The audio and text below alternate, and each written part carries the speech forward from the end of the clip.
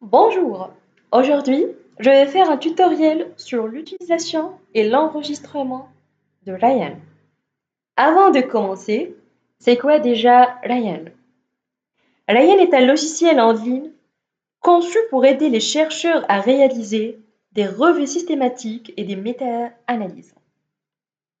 Il facilite le processus de sélection et de tri des articles scientifiques, permettant aux utilisateurs de travailler de manière collaborative et bien sûr très bien efficace.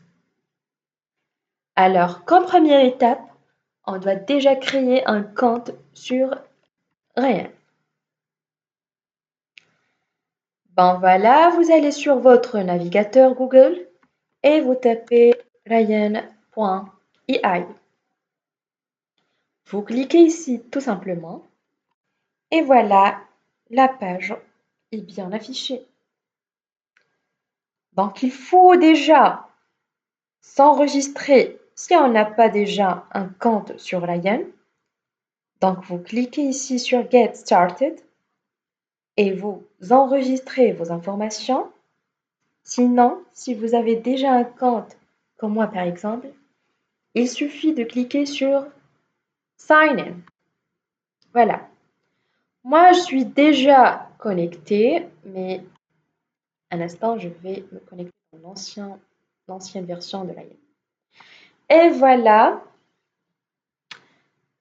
Ici, on va cliquer sur Nouvelle revue en lui donnant un titre, par exemple test 5. On clique sur un domaine de recherche, par exemple systématique review comme type de revue, biomédical comme domaine de notre revue. C'est seulement un exemple pour vous, vous devez être bien précis. Ici, on peut ou pas faire ou écrire une description, c'est facultatif. Et voilà, on clique sur Créer. Donc voilà, déjà on est dans l'interface de Ryan, mais il suffit seulement de sélectionner notre collection. Ici, en à droite, on trouve les formats supportés, voire EndNote, Refman, BibTeX, etc., etc., etc., etc. Et on peut directement faire l'exportation de la collection selon une base de données, par exemple PubMed, Sciences Direct, Web of Science, etc., etc. On prend par exemple PubMed comme titre d'exemple. Déjà, on a une capture d'écran avec ces 5 étapes qui nous mènent à savoir comment faire ou exporter une collection. Donc voilà, on va la pratiquer. Donc voilà, on tape PubMed, voilà, et je copie mon équation de recherche. Voilà, et voilà. Voilà, je peux filtrer, par exemple, par année, par exemple, de 2010 jusqu'à, par exemple, 2024, comme exemple. Je clique sur Save. Je clique ici sur tous les résultats affichés dans la page. Je clique sur PubMed, puisqu'on travaille sur PubMed, et je crée ma collection. Voilà, c'est bien enregistré et téléchargé. Je reviens sur l'interface de mon Ryan et je la sélectionne. Et le voilà. Il y en a une autre manière pour exporter la collection, soit par Mendeley ou Zotero ou autre. Donc, on va prendre Zotero comme exemple. Voilà, je l'ouvre. Voilà ma bibliothèque On prend par exemple cette revue comme exemple. On va chercher à exporter cette collection. Donc, je vais taper comme format BibTeX parce que c'est déjà affiché comme format supporté et utilisé dans Ryan. Donc, je la choisis et j'exporte tous les fichiers et je mets OK. Maintenant, sur mon bureau, je lui donne par exemple, un titre, un nom. Voilà, j'ai déjà mis enregistrer. Voilà, on va la remplacer. Et on revient. Je sélectionne ma collection. Donc, on va afficher tous les fichiers et choisir le bon fichier. Voilà, on va choisir notre fichier. On l'ouvre. Et voilà, c'est si simple. Donc, on va cliquer sur continuer. Et voilà, bienvenue sur Ryan.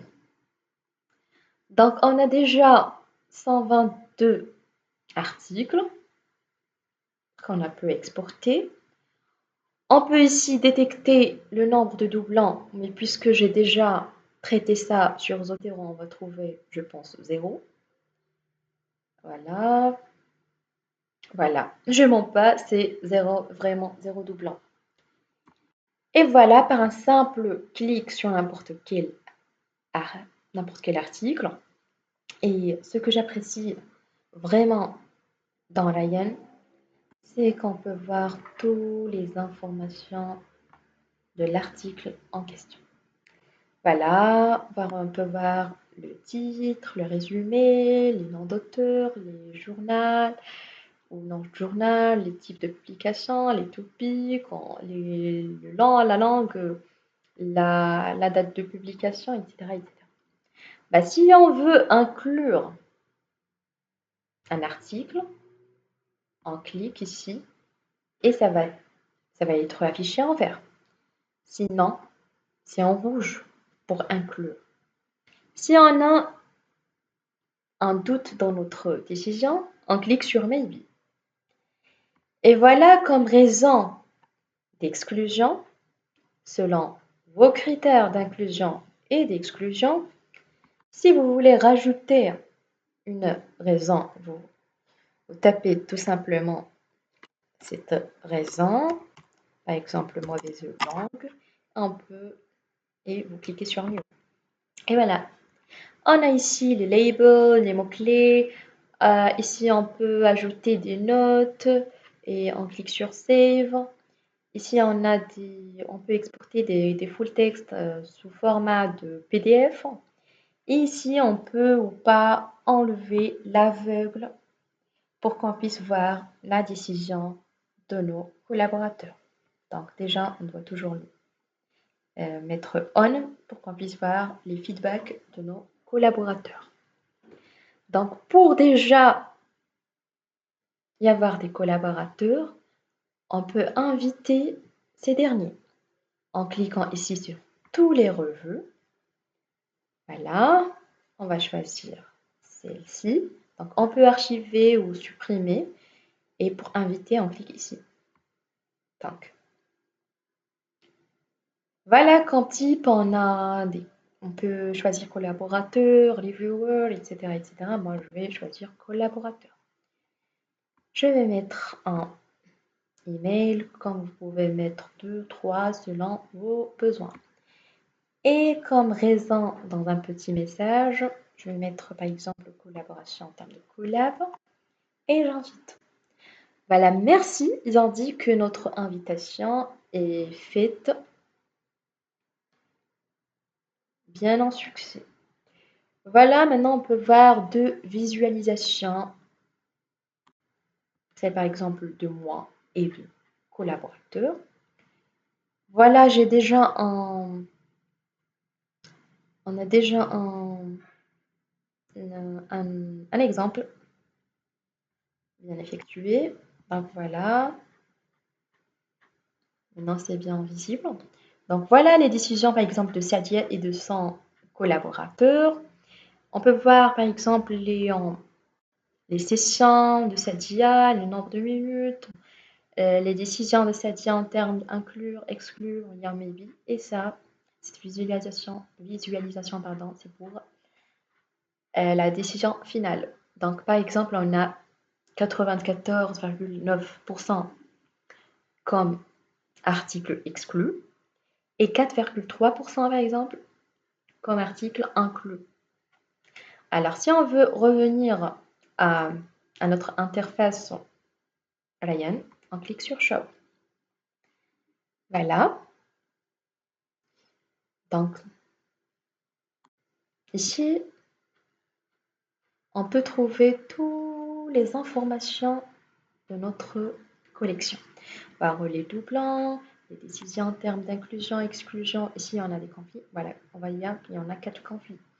Par exemple, ici, Soukaina a mis que cet article doit être exclu, alors que cette IA a mis le contraire. Soukaina a une note ici, c'est bien affiché en bas de page.